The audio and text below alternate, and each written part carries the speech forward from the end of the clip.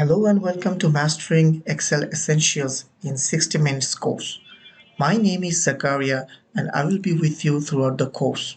I have used Excel from the very beginning back in the days when I was using Windows 3.1 and have used almost every Excel version in my life. I am using Excel every day both for personal and official work. Since I have used Excel for a long time and have a very good idea on how to do work effectively and efficiently in Excel, I decided to share my knowledge and experience so that you can start Excel quickly.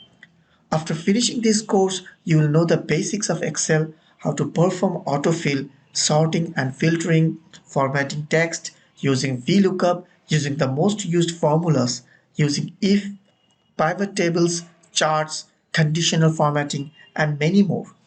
I have compiled the videos which are less than 5 minutes so that you can stay focused and know how to apply what you have learned.